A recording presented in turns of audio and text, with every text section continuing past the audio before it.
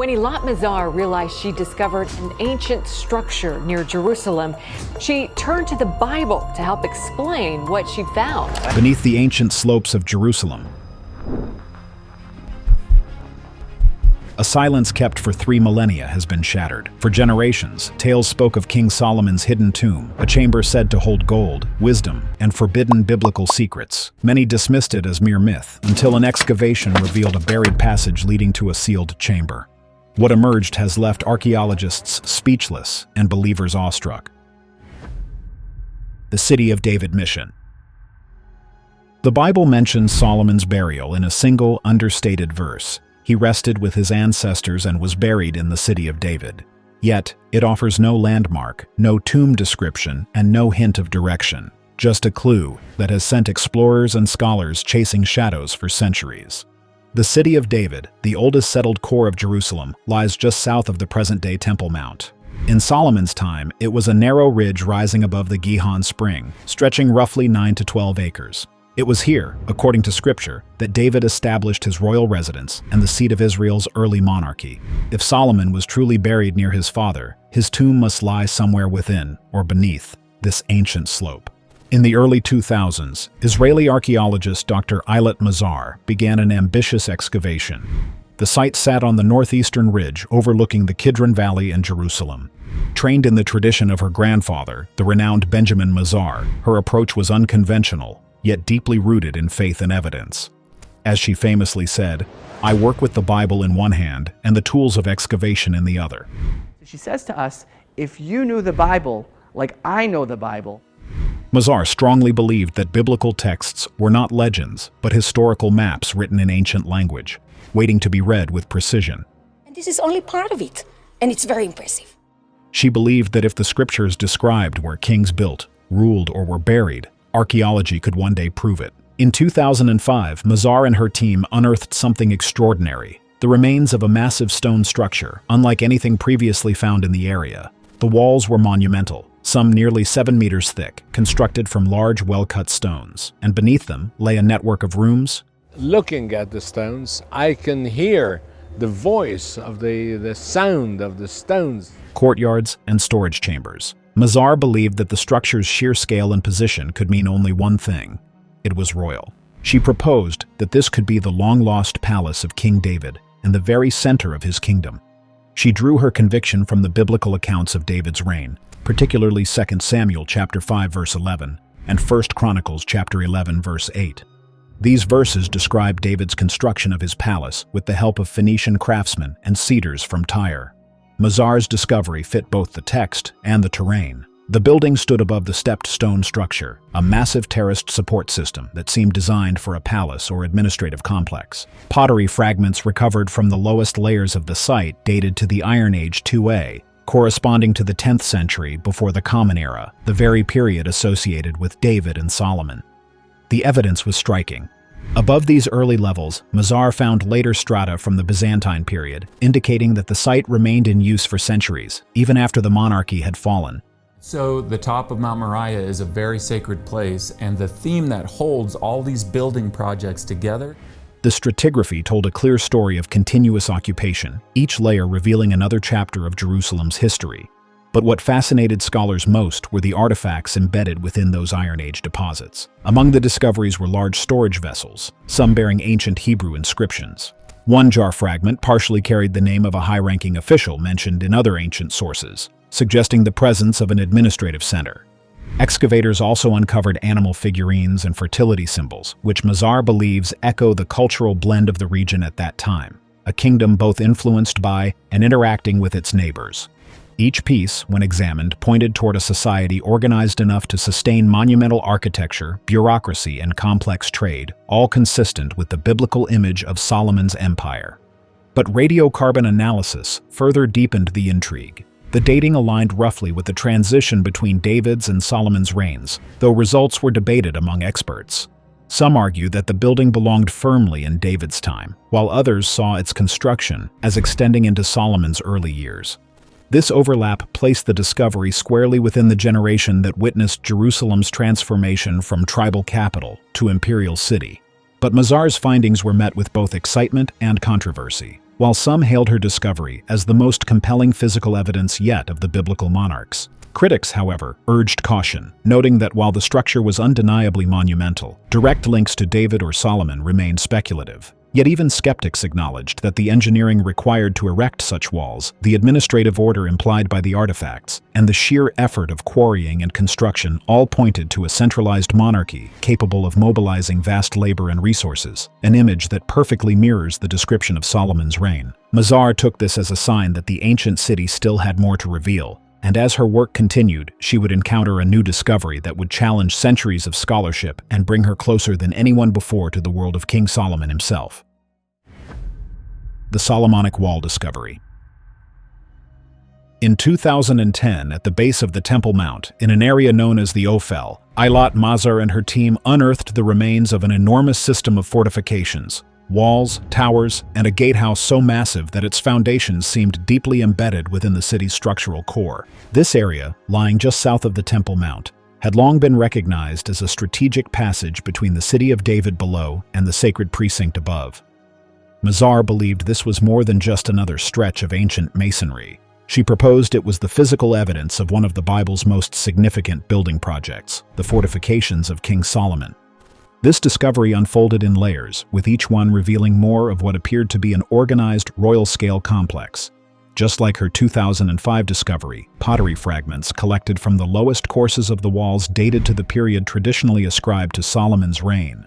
Carbon dating results confirmed this general time frame, matching the biblical narrative that describes the king's vast building enterprises across his realm. In 1 Kings chapter 3 verse 1, the text records that Solomon made an alliance with Pharaoh, king of Egypt, and married his daughter. He brought her to the city of David until he finished building his palace and the wall around Jerusalem.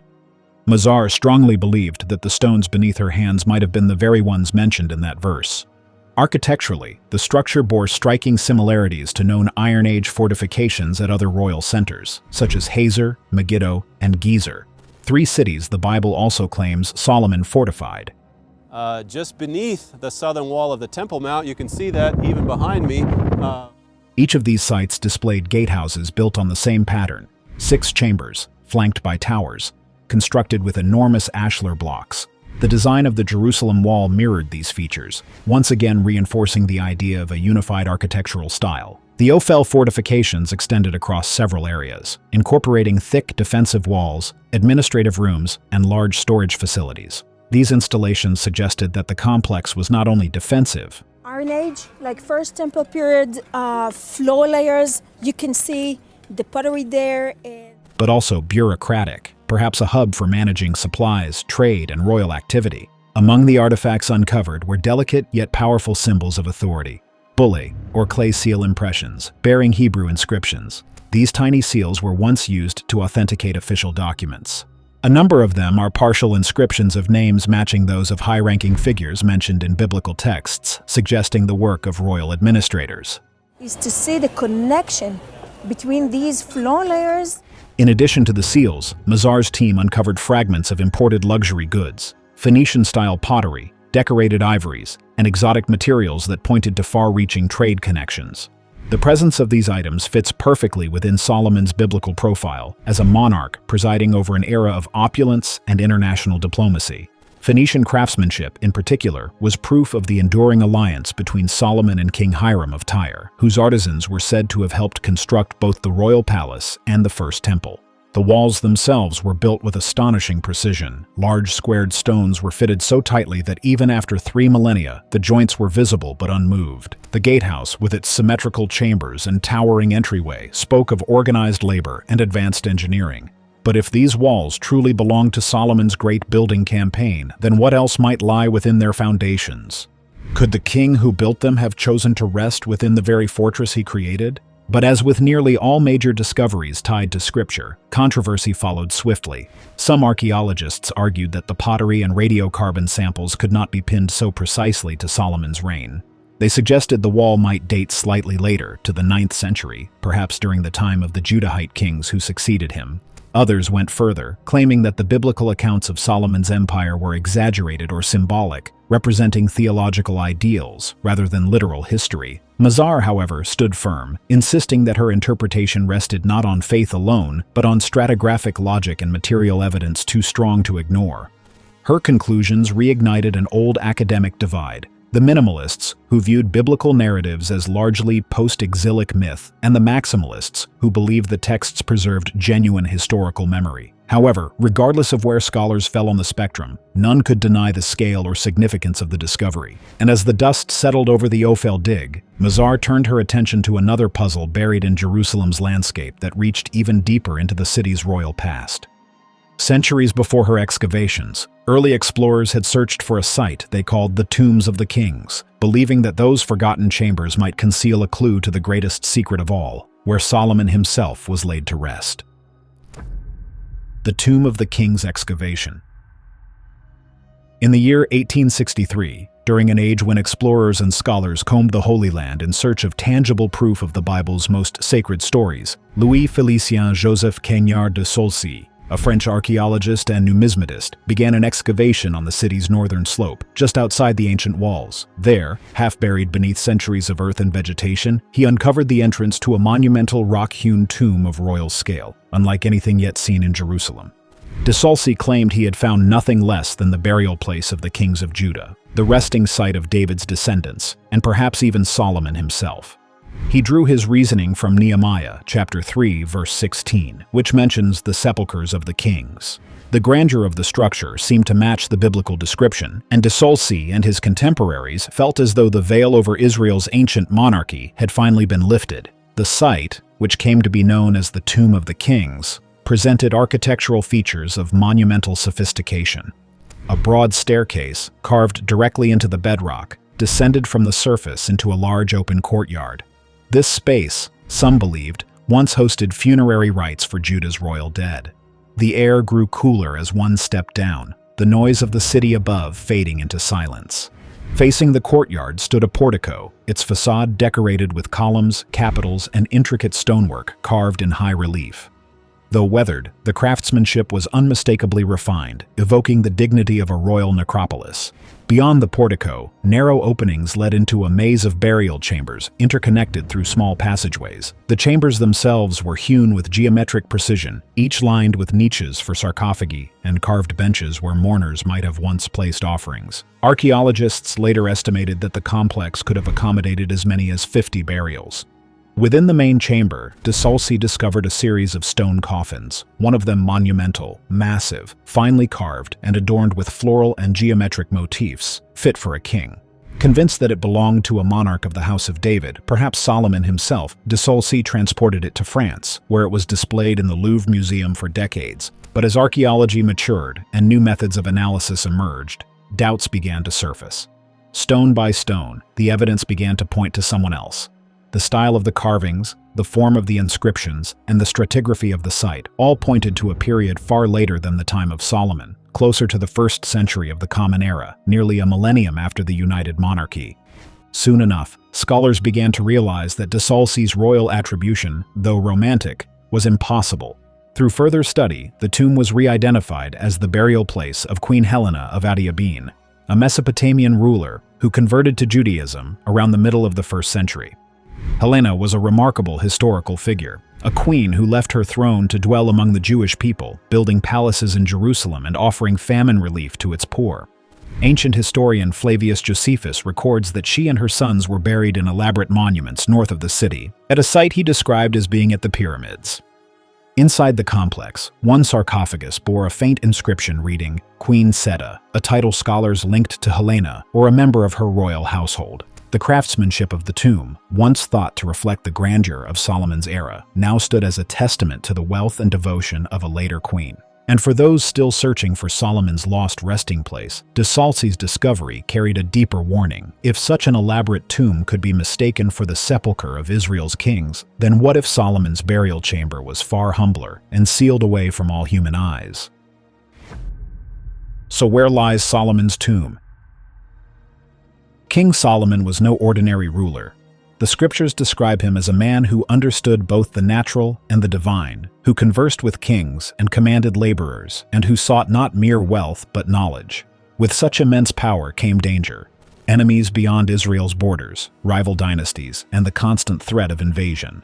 It is little wonder, then, that some believe Solomon may have taken steps to conceal his greatest treasures, both material and spiritual, from the reach of time and conquest. According to these speculations, Solomon's tomb may have been intentionally hidden, its entrance sealed beneath the foundations of Jerusalem or buried beneath later construction.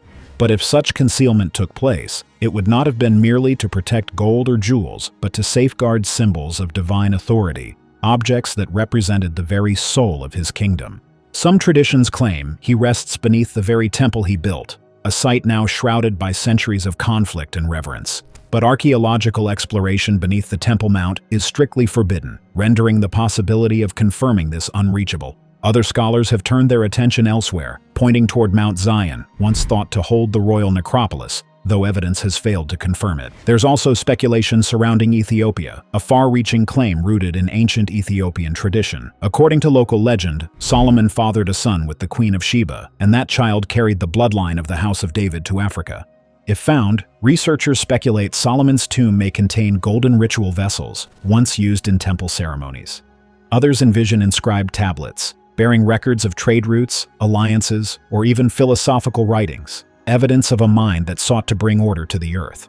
There could be materials from distant lands, rare woods, fine textiles, and artifacts that reflect the far-reaching influence of Israel under Solomon's reign.